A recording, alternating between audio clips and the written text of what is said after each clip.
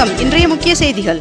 வேளாங்கண்ணி பேராலய திருவிழாவை ஒட்டி தாம்பரம் திருவாரூர் இடையே வருகின்ற 28ஆம் தேதி இரவு சிறப்பு ரயில் இயக்கப்பட உள்ளதாக தெரிவிக்கப்பட்டுள்ளது. நல்லாசிரியர் விருது பெற்றவர்களுக்கு முதலமைச்சர் விஜய் அவர்கள் வாழ்த்து தெரிவித்துள்ளார். வடமேற்கு வங்கக்கடலில் புதிய காற்றழுத்த தாழ்வு பகுதி உருவானதாக இந்திய வானிலை ஆய்வு மையம் தகவல் தெரிவித்துள்ளது. கேரளாவில் ஓணம் பண்டிகையொட்டி படகு போட்டிகள் தொடங்கியுள்ளது. சீன மாலுமிகளுடன் சென்ற கப்பல் இந்தியா அருகே கடலில் மூழ்கியது. மதுரையில் புதிய வட்டாட்சியர் அலுவலகம் மற்றும் திடக்கழிவு நிலையம் திறக்கப்பட்டுள்ளது.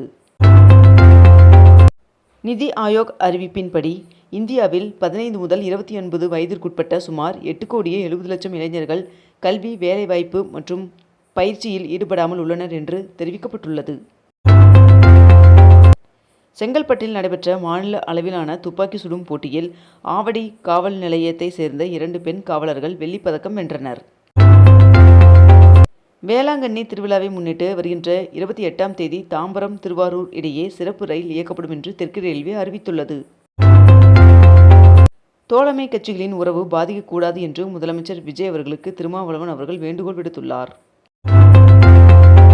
தஞ்சை, திருவாரூர் மாவட்டங்களில் உதயநிதி ஸ்டாலின் அவர்கள் சுற்றுப்பயணம் மேற்கொண்டுள்ளார் என்று தகவல் வெளியாகியுள்ளது. பாஜக ஜென்சி இளைஞர்களுடன் நேரடி தொடர்பை ஏற்படுத்த சிறப்பு குழுவை அமைத்துள்ளது. தொகுதி மறுவரையறை தொடர்பாக சட்டமன்றத்தில் நிறைவேற்றப்பட்ட தீர்மானத்தில் தமிழக அரசு உறுதியாக இருக்க வேண்டும் என்று விசிக தலைவர் திருமாவளவன் அவர்கள் வலியுறுத்தியுள்ளார். மேட்டூர் அணைக்கு நீர்வரத்து 12,324 கனஅடியாக அதிகரித்துள்ளது. தேசிய நல்லாசிரியர் விருதிற்கு தமிழகத்தின் 2 ஆசிரியர்கள் தேர்வு செய்யப்பட்டுள்ளனர். இதற்கு முதலமைச்சர் விஜய் அவர்கள் வாழ்த்து தெரிவித்துள்ளார். தெலுங்கானா முதல்வரின் அமெரிக்க பயணத்திற்கு மத்திய அரசு அனுமதி மறுத்துள்ளது. திமுக செயற்குழு கூட்டத்தில் மாவட்ட செயலாளர்கள் அதிகபட்சம் 2 முறை மட்டுமே பதவி வகிக்கவும், கட்சி பதவிகளுக்கு வயது வரம்பு நிர்ணயிக்கவும் தீர்மானம் நிறைவேற்றப்பட்டுள்ளது. 22 கேரட் ஆபண தங்கத்தின் விலை சவரனுக்கு ₹800 அதிகரித்து 1 சவரன் ₹1,19,600 1 கிராம் ₹14,950 விற்பனை செய்யப்பட்டு வருகிறது. இதனைத் தொடர்ந்து 1 கிராம் வெள்ளியின் விலை ₹270 விற்பனை செய்யப்பட்டு வருகிறது. செங்கல்பட்டு கல்பாக்கத்தில் உள்ள 500 மெகாவாட் திறன் கொண்ட அதிவேக ஈநுழையில் வரும் நவம்பரில் மின் உற்பத்தி தொடங்க திட்டமிடப்பட்டுள்ளதாக தகவல் வெளியாகியுள்ளது.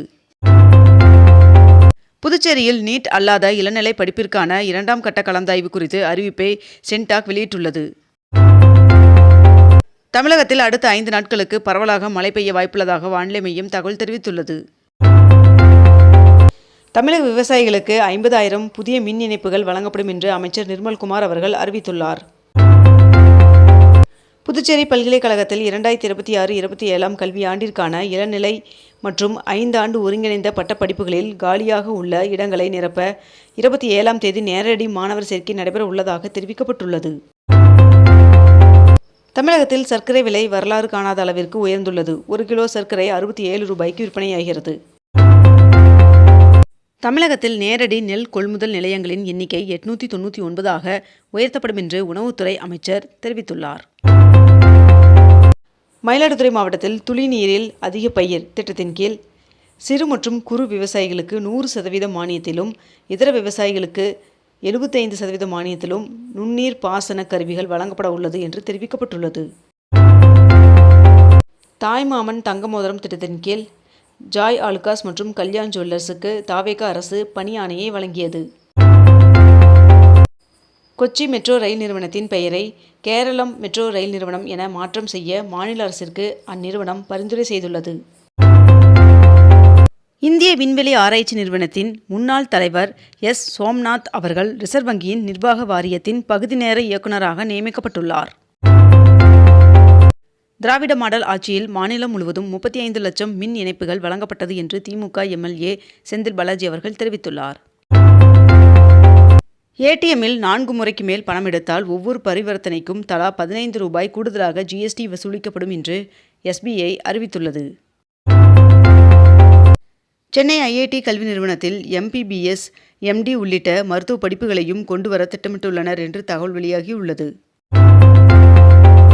முதலமைச்சர் விஜய் அவர்களை இந்திய ரிசர்வ் வங்கியின் ஆளுநர் சஞ்சய் மல்கோத்ரா அவர்கள் சந்தித்து பேசினார்.